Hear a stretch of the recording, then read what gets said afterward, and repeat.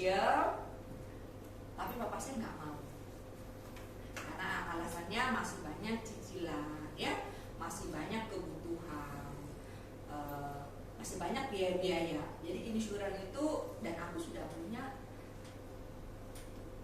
insurans di tempat lain, ya, yang punya BUMN. Teman-teman masih tahu ya, saya tidak perlu sebut. Setahun, waktu itu sempat saya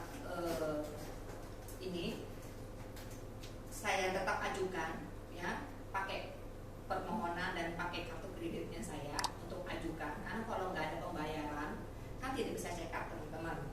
Karena waktu itu tabel medical mengharuskan orang tua saya ini check up. Waktu check up treadmill, EKG, di EKG itu hasilnya nggak bagus, ya.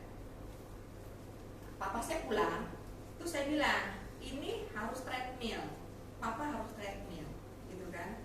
Nggak bisa karena ini EKG-nya jelek, jadi harus ada check up lanjutan. Tapi papa saya nggak bisa datang. Papa saya nggak bisa datang karena datang ke Surabaya itu hanya untuk urusan bengkel bubur. Papa saya nggak bisa datang. Akhirnya setahun kemudian papa saya beli bubur, belah kiri kalau nggak salah ya, beli bubur dan buburnya itu jatuh, jadinya lemes, teman-teman. Jadi ada pendarahan di pembuluh darahnya sini, ada pecah gitu ya, sehingga yang sebelah kiri ini mengalami stroke, ya. Kalau laki-laki yang awalnya gagah, perkasa, menghasilkan income besar, terus dalam kondisi seperti itu, tentunya semua tuh kayaknya dunianya runtuh gitu, teman-teman, ya. Nah, pengobatan waktu itu ada operasi sedikit sih, cuman lebih banyak ke herbal, ya, teman-teman, ya. Kemudian papa mama saya ini sih sudah divorce, ya, sejak kecil. Jadi papa saya punya keluarga sendiri, dan saya ikut mama. Sehingga itu kan 1 tahun setelah beliau menolak untuk tidak melakukan treadmill, ya. Nah, totally ya waktu itu habis tahun 2008 awal kalau nggak salah ya, apa 2007 itu habis 100 juta, ya. Ya udah jual sana jual sini sih, dan itu pengobatannya di Jakarta. Jadi terapi dan sebagainya habis 100 juta, ya pulang ya belum sembuh. Yang bengkel bubut yang biasanya dilakukan oleh papa sendiri nggak bisa diterusin. Ada satu pegawai, tapi tentunya kan pegawai ini keahliannya pasti kurang nih dengan ownernya kan, gitu. Jadi tender-tender banyak yang terbengkalai, teman-teman. Padahal waktu itu adik saya dari pihak papa itu masih ada 3 yang juga kecil-kecil. Nah, cerita itu juga saya blow up, teman-teman, ya. Saya masuk ke adiknya papa yang awalnya juga memandang saya itu sebelah mata, gitu kan. Jadi waktu saya ceritakan kalau saya di Prudential, awalnya anak nggak mau. Saya bilang kalau om dan tante sudah punya program insurance, saya sih nggak terlalu memaksa. Tapi karena ini belum punya sama sekali, hukumnya wajib, ya. Jangan sampai kejadian nanti seperti papa saya, jual aset, hutang, jual tanah dan sebagainya. Mumpung ada di Surabaya, ayo kita lakukan check up dulu. Karena tidak semua yang mengajukan pasti diterima. Nah, jadi jual mahal kan, ya. Tidak semua yang diajukan itu pasti diterima. Nanti dilihat kondisi kesehatannya. Ya, masih berpikir, teman-temannya masih berpikir. Seminggu kemudian saya ditelepon. Ya deh, nggak apa-apa deh, ajuin dulu lah, gitu kan, orang Banjar ya. Ajuin dulu, nanti gimana hasilnya, semoga aja bagus. Ternyata jadi ikut itu satu keluarga, teman-teman, ya. Dan ini salah satu yang besar sehingga tahun 2008 itu saya bisa capai start club pertama saya dapat di Istanbul. Jadi ya minta doa juga tentunya sama Tuhan bahwa biar Tuhan izinkan nih saya dapat chief gini kan, start club di Prudential. Satu kali aja Tuhan gitu kan, doanya entah satu kali.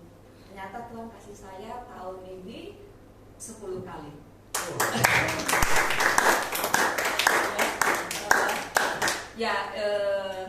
Itu sih singkat perjalanannya teman-teman.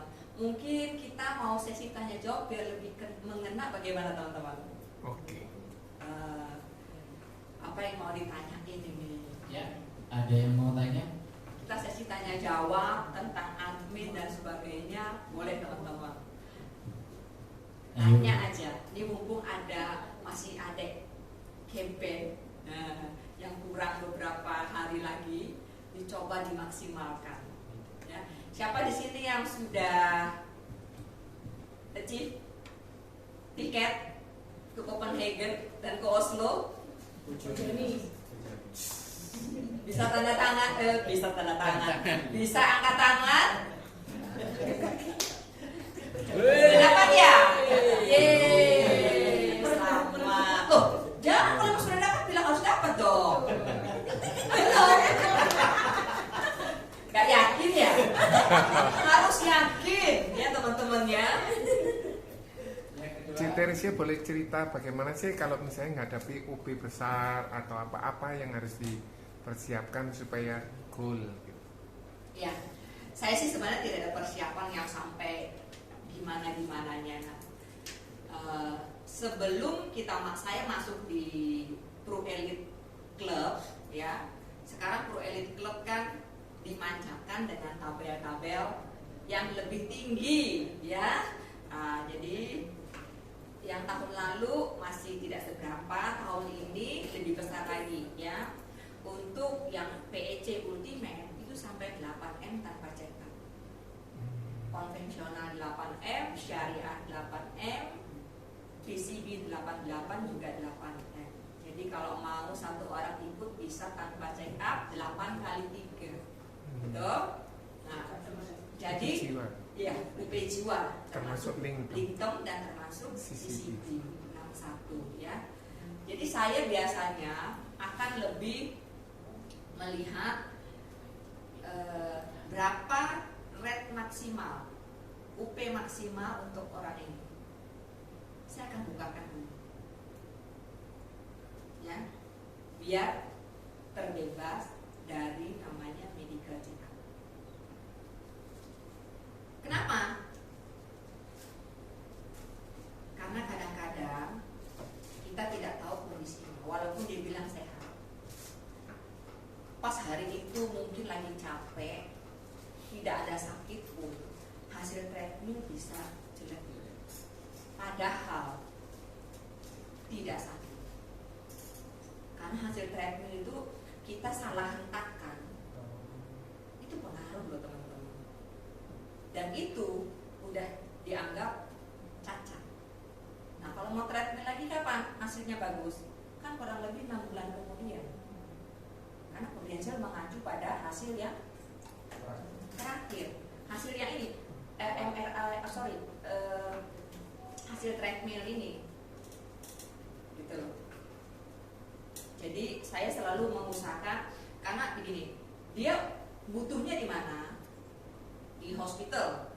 Hospitalnya kita ambilkan yang maksimal sesuai dengan maunya nasabah.